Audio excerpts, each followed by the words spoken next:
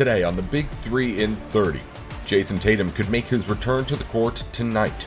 Jayson Tatum's return. The Celtics officially listed him as questionable. The Warriors need overtime to beat the Rockets. How about those Dubs in this game tonight? And the Spurs beat the Pistons in a potential finals preview. Take care of the Detroit Pistons and doing it by double figures. This is the Big 3 in 30 NBA. The three biggest stories in the NBA from our local experts at the Locked On Podcast Network. We bring you the real story, why it matters, what's next, who wins the big game, and more, all in 30 minutes. The Big 3 in 30 NBA starts now. Thank you for making the Big 3 in 30 your first listen of the day, part of the Locked On Podcast Network, your team every day. Today's episode is brought to you by FanDuel. Download the FanDuel app now by visiting FanDuel.com and win $300 in bonus bets if your first $5 bet wins. The Celtics didn't know if Jayson Tatum would play at all this season at one point and hoped to get him back in the playoffs at another, but instead, Tatum could make his return to the court Friday, less than 10 months after his initial injury. With more on what he'll bring to an already great Celtics team, here's John Corrales on Locked On Celtics. Jayson Tatum's return. The Celtics officially listed him as questionable, which means basically he is going to go through his stuff on Friday, his shoot around, his pregame. So we'll see him on the floor at TD Garden warming up. And then afterwards, he'll turn to the Celtics and say, yes, I can go. No, I can't. And then he will either play or he won't. But I expect him to play, and we'll see what happens when he does. Today's show is brought to you by TurboTax. It's tax time, but for a lot of us, doing taxes is a lot. Trying to book an appointment, that's not the most convenient thing. Sitting in a waiting room with a stack of papers, emailing back and forth and wondering if they really get your situation. But this year, you're getting a major upgrade. Intuit TurboTax now has in-person locations nationwide. Maybe worldwide, I don't know, but nationwide for sure. You can meet face-to-face with a real tax expert, and your documents get uploaded straight to your TurboTax app on the spot. And just like that, you're done. Your TurboTax expert works to get you every dollar you deserve while you get real-time notifications as you go about your day. It's the relief of walking in and meeting a real person and walking out knowing your taxes are being handled right. Head to turbotax.com/local to find a store near you and book your appointment. So the Celtics are bringing Tatum back, right? Or Tatum's bringing himself back, I guess is the more accurate thing. So let's just start with what's happening here. He's questionable. So it's not a guarantee that he's going to play against the Dallas Mavericks, but he's probably going to play against the Mavericks. Like I said, he's going to make the final call. Everything at this point has been cleared. Okay, we have to understand this. He has been cleared to play. His surgeon, his doctors, his trainers, everybody that looks at his body, his foot, his Achilles tendon, everybody who has any kind of say has looked at it, has said, yeah, he's good to go. It's been almost exactly 10 months. May 13th is the date he had the surgery. May 12th is when he suffered the injury. So 10 months is within the acceptable timeline. Is it sooner than other people have come back? Yes. Is it faster than anybody has ever come back? No. People have come back and played sooner than he has. So we have to understand that this is not, quote unquote, rushing it. They're not rushing him back. Okay. You may think like, oh, why is he coming back so soon? Why are they rushing? What? No, this is not like, it's not like he came back in 6 months. You know what I'm saying? Like at that point, I'd be like, oh, geez, they're rushing him back. This is within the acceptable range. If I said that this can would cost you between $3 and $7 and it came in, well, yeah, no, $3. You'd be like, well, why are you charging me so little? This is such a, no, I told you it's going to cost between $3 and $7.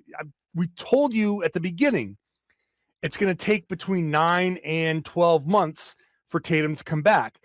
He didn't come back at 9. He's coming back at 10. So this is within the acceptable, the medically acceptable range. So don't look at it as rushing. He will come back. Will he start? Will he play? How much will he play? We don't know. I think he should come off the bench, at least at the beginning. Not to say that he's going to come off the bench in the playoffs or come off the bench even by the end of the regular season. I think Jayson should play. He's going to have a minute restriction. So whatever that is, 15 to 20 minutes, I'm going to guess it'll be a couple of stints. A 7-minute stint in the first half, a 7-minute stint in the second half or so, maybe longer. Maybe they break it up a little bit, but you got to let him go out there and play. You got to go out there and let him get exhausted. You got to let him get tired. You got to, this is all part of the plan, but I don't think it's going to be a ton of minutes. I don't think it's going to be like he's not coming back right away and playing 30 minutes. I think most people get it, but I just wanted to say it to be clear. It's going to be 7-8 minute stretches. I think the best thing and the most likely thing is you bring him in, I don't know, 7 minutes into the first quarter. So at the 5-minute mark, you play him 5 minutes, you give him the quarter break, you give him a few minutes after that, and then boom, you get him into halftime. Everybody comes together, trainers, doctors, everybody. How are you feeling? How's this? Whatever questions you need to ask. And then you say, okay, everything good? Everybody's going to be super careful. Everybody's going to ask him every question possible. And then in the second half, you do it again. And then after the game, you say, how are you feeling? What are you doing? Whatever test you have to do, whatever imaging you have to do, all of that stuff, just to be sure. But at this point, it's about ramping him up. This is still part of the rehab process. This is still part of the getting him back to being Jayson Tatum. So I'm excited, obviously, to see him. I think we all should be excited to see him. I think this is a great step back. This is basically what I expected him to come back and do. I've been saying for months and months, since like August and September, that early March was an acceptable time for him to come back. It was the expected time for him to come back. And here we are in early March. It'll be March 6th when he comes back. So it's going to be an interesting kind of reintegration for Jayson Tatum. I just want to be clear.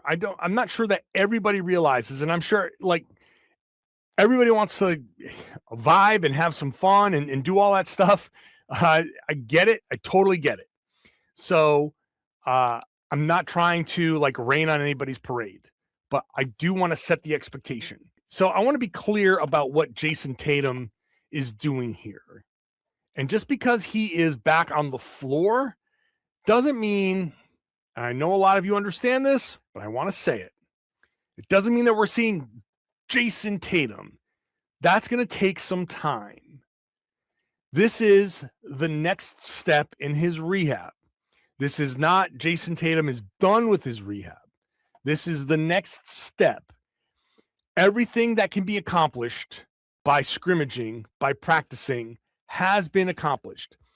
The gap between scrimmaging with your teammates, even with the G League team, and playing NBA basketball is wide. It is a wide gap. And so you have to understand it's going to take a little bit of time for Tatum to become Jayson Tatum again. So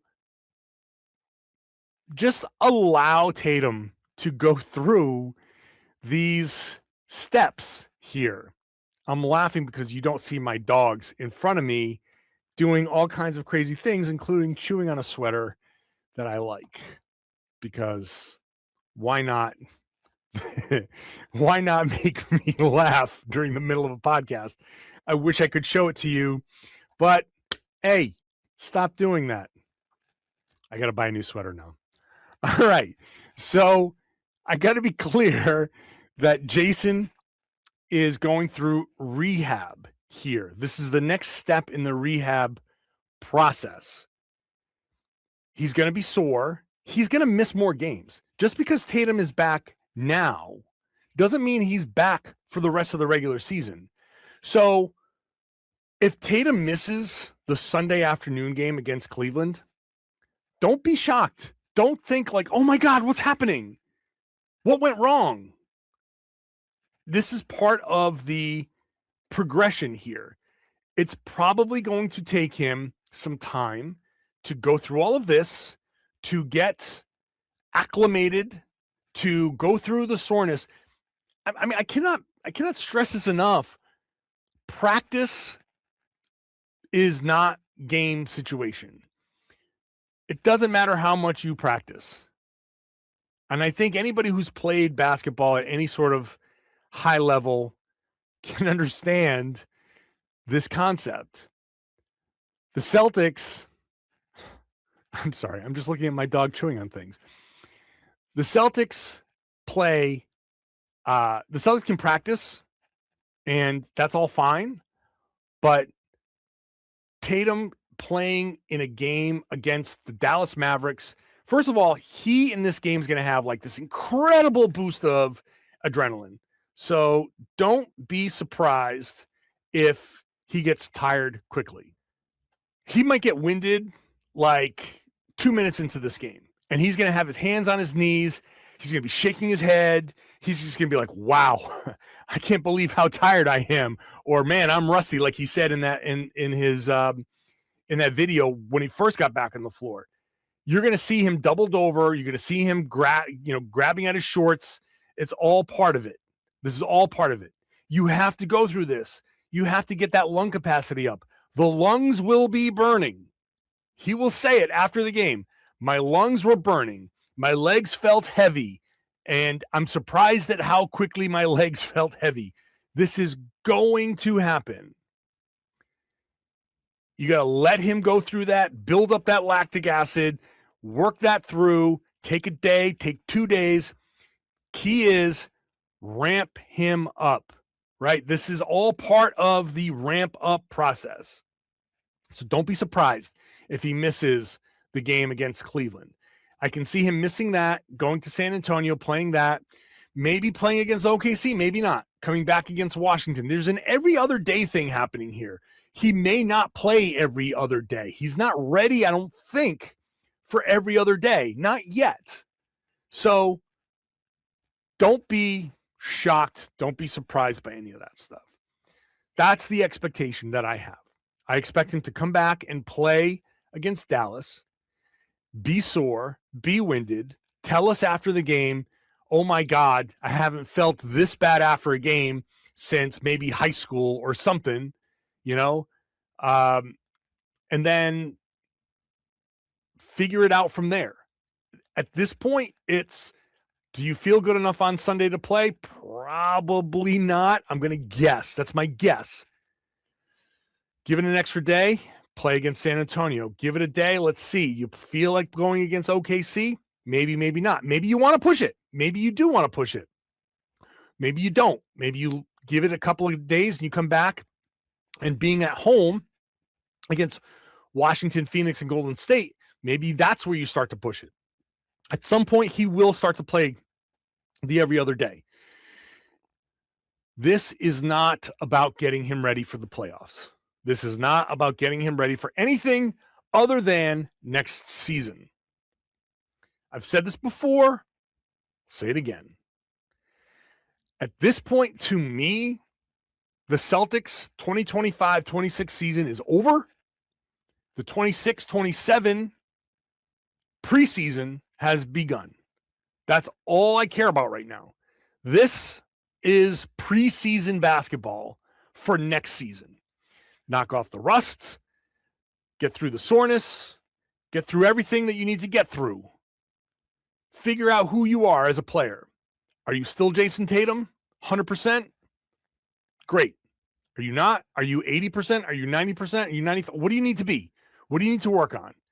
The rest of this regular season and even whatever playoff minutes he gets, it's about figuring out who you are as a player, what percentage of Jayson Tatum you're going to be, and taking that into the summer to begin next season as the absolute best basketball player that you can be, which I expect to be Jayson Tatum back at his absolute prime. So for now, celebrate that Jayson Tatum is back and let him figure out what these next steps are. Ever wanted to experience the NBA Finals live and in person? FanDuel is giving you the chance to turn that dream into a reality with their NBA sweepstakes. Here's how it works. Use your profit boost on any NBA future, and you'll be automatically entered to win a shot to the NBA Finals. And it's a trip for two. That's right. Flights, tickets, the whole experience. If you're already looking at the board and thinking about which team can make a deep run, this is the perfect time to lock it in. Not only can your pick cash, but it could send you to the finals. Visit FanDuel.com to get started. Use your profit boost on an NBA future and get entered for your chance to win a trip to the NBA Finals. Play your game with FanDuel, the official sports betting partner of the NBA. Welcome back to the Big 3 and 30 NBA.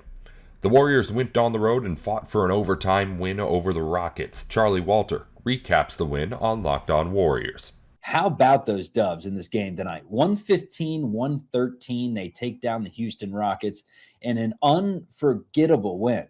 Truly, what, top three this season? It's got to be a top three win this season with just the improbability and the way that they were able to come back from every deficit that the Rockets put on them in the last 3-4 minutes. It was an awesome win.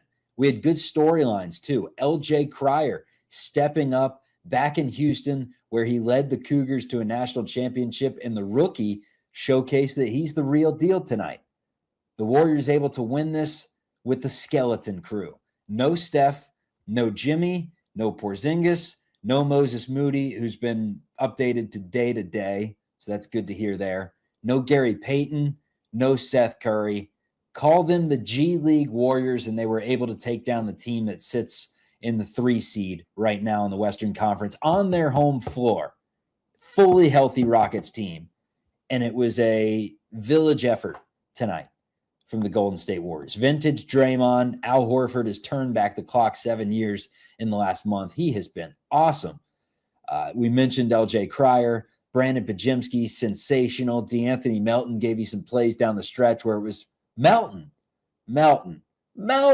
There were just question marks, exclamation points, commas. What the hell are you doing following the commas?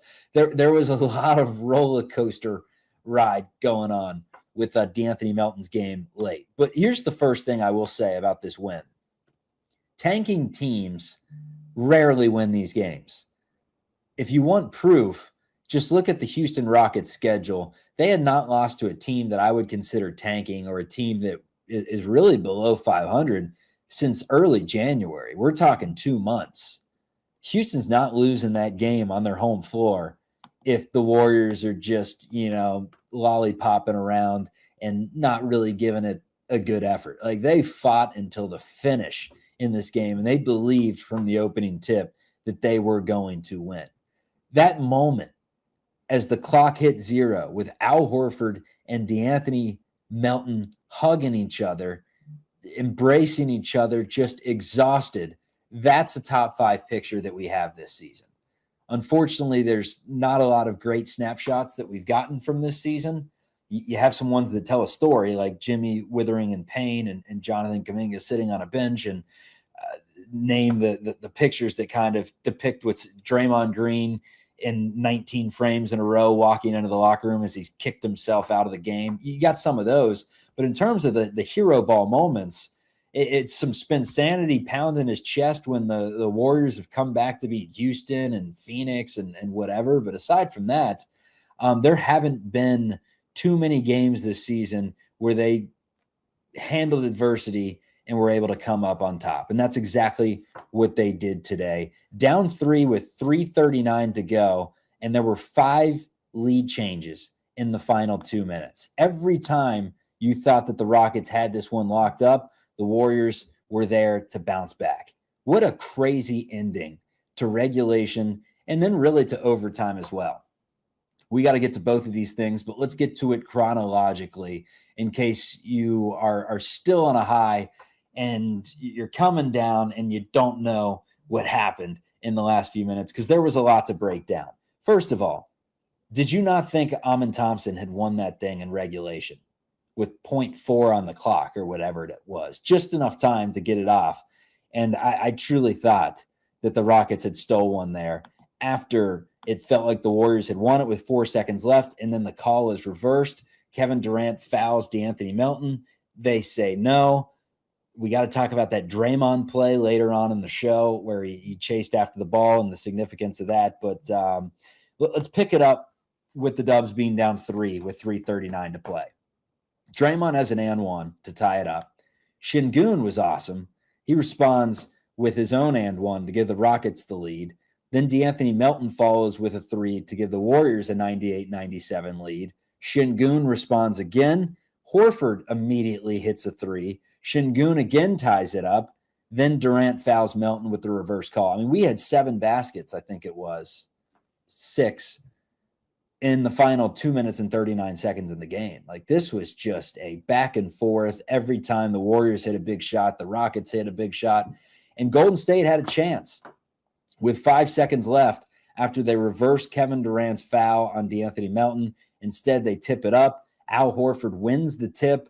DeAnthony Melton tries to get a little bit of separation on Amin Thompson, and it was not happening. And getting separation on Amin Thompson is almost what did the Warriors in overtime as well, before some free throws from an unlikely player to miss free throws saved them down the stretch. But man, what a high-level competitive basketball game that, aside from, the Warriors taking a lead early and Houston controlling the second and third quarters, it was just back and forth. I think it was a 1-point game entering the fourth, and the biggest lead for either team was 4. I think it got to 2 possessions once or twice, but aside from that, nip and tuck, back and forth, high-level basketball. Warriors shot it well. That's why they won this game. 48% from the floor, 37% from 3, including 4 of them from Brandon Podziemski and 4 of them from LJ Cryer. We'll get to more on LJ Cryer in just a bit, because obviously I have to go on a victory lap here. The few times on this show that I get a victory lap for a take that I had before anyone else, the dirt off the shoulders. I'm happy for LJ Cryer. I felt this was coming for a while, and I think this is the start of a pretty good NBA career. I think this dude is a player. Stretch, possibly, but I think he's a good player. Houston, on the other side, shot 46% from the floor, 41% from 3. Reed Shepherd was outstanding, 12 of 19, 6 of 12 from 3. He led the Rockets with 30 points. The rebounding was something that the Warriors were able to overcome. The Rockets, a big team that grabs boards. Golden State has been killed on the glass in the last month especially, and not so much today. I mean, 49-47, the Rockets only won by 2 on the glass there. Ever wanted to experience the NBA Finals live and in person? FanDuel is giving you the chance to turn that dream into a reality with their NBA sweepstakes. Here's how it works. Use your profit boost on any NBA future, and you'll be automatically entered to win a shot to the NBA Finals. And it's a trip for 2. That's right. Flights, tickets, the whole experience. If you're already looking at the board and thinking about which team can make a deep run, this is the perfect time to lock it in. Not only can your pick cash, but it could send you to the finals. Visit FanDuel.com to get started. Use your profit boost on an NBA future and get entered for your chance to win a trip to the NBA Finals. Play your game with FanDuel, the official sports betting partner of the NBA. Welcome back to the Big 3 and 30 NBA. The Spurs and Pistons have the best records in their respective conferences, and San Antonio picked up a home win over Detroit behind 38-16 from Victor Wembanyama. Locked On Spurs host Casey Vieira goes over the heavyweight battle. For the second time in as many tries, for the second time in less 2 weeks, take care of the Detroit Pistons and doing it by double figures. A 121-106 victory tonight for San Antonio, opening up a 6-game homestand and ultimately a 45-17 record. Now what it shows on this season. An evening that saw a lot of positive things, a lot of things that we have been hoping to have seen for a long time. We're finally getting in full force. Do the math, add it all together. It's another victory for the Spurs. They're 13th in their last 14 tries. Yes, sir. Casey, it was a very impressive showing. So let's get right into it. This is what you'll be talking about. All right, so you already know Detroit, the second best team in the league. They've been jockeying with OKC all season long for that top record. Currently, they have the second best, OKC number one. They are leading the Eastern Conference right now. And if you remember, like I alluded to, this time a little less than 2 weeks ago, the 23rd of February, Spurs go into their gym and they essentially handle this Pistons leading team. In the first quarter, it was a little bit more of the same. Now, in fairness, Detroit lost their best defender in Asar Thompson 2 minutes into the game, rolled his ankle, and the Spurs, they smelled blood in the water and they jumped right on top of it. Fox had 16 in the first. Victor had 12. They're up by 15 after 1 quarter of play. Going into the half, that lead is 16. They're up 71-55, but look at the numbers between the two. They combined for 46, Fox and Wemby do. Victor, 24 of that, De'Aaron, 22. But as you know, Detroit, they're in contention, title contention, deep in postseason contention, however you want to phrase it.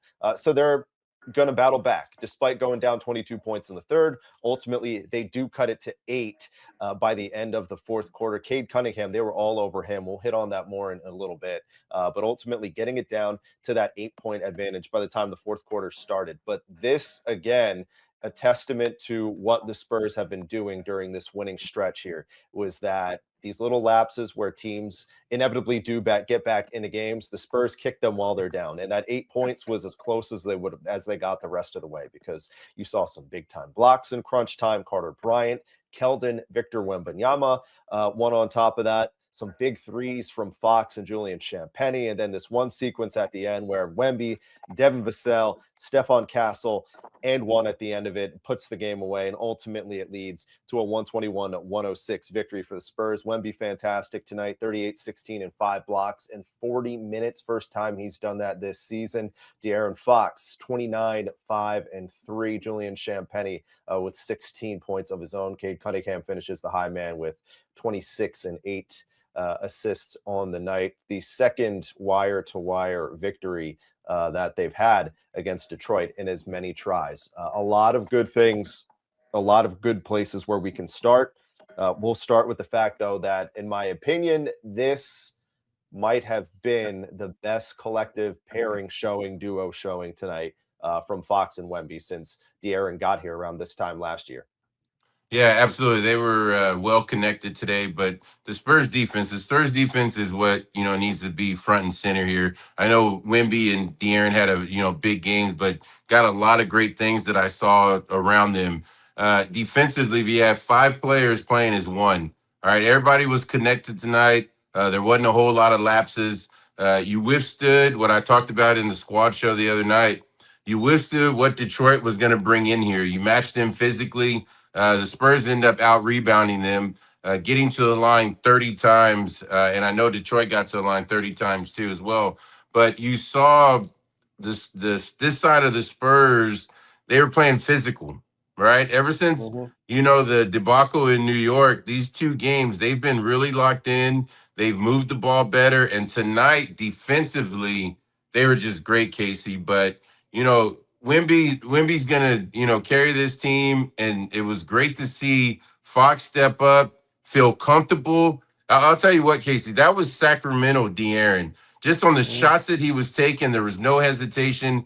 Any matchup that he had tonight, he took advantage of it. And yes, those two led him not only in points, but you love the 24 shots out of Wemby and 22 as well from De'Aaron. That first quarter, that 16 points that he had in the first, I have a hard time, maybe the fourth quarter this year in Utah. Um, I have a hard time remembering him just look so fluid and taking over a quarter like that. Consistently controlling, being decisively the most impactful player on the floor. Maybe that game in Utah where they closed out at the end of the game on a 17-0 run or whatever it was, he was pretty fantastic then too. But for the Mhm. most part, we haven't seen that, right? We haven't seen that for De'Aaron Fox, and that's why everyone always has such kind of critical things of him to say, because like we're waiting for this to happen. But then when you look at it in a bigger lens, for every clunker that he has had in some of these big games, like he did the other day against New York, he did what he did tonight. And then, there's other moments where you had something like that, Christmas Day against Houston as well, against Houston, excuse me, against Oklahoma City as well, where he had, what was it, 25, 27. So, I mean, it's the ebbs and flows of the De'Aaron Fox experiment, right? And tonight you really got the high point of it. You really got the better aspect of things. And he did a tremendous job. But collectively, yeah, the defense as a whole, I guess it they say it all the time, and and as someone who did it for a decade in the league, it feels like once the shot's fallen, that's when the guy who said shot is fallen, it picks up, makes them want to play defense a little bit more, right? Not to Oh, suggest one goes mutually there'd be no exclusive NBA to if it the other. wasn't that way, Casey. Yeah, right. Yeah. Maybe that 16 point showing down the rest of the way, that'll be that could be determine how things look for the Spurs squad a little bit further. Some final numbers for you. San Antonio holds Detroit to 40% from the field. They block 11 shots tonight. You like Stephon Castle, those 12 assists. It's pretty good too, especially considering the Spurs only had 9 turnovers.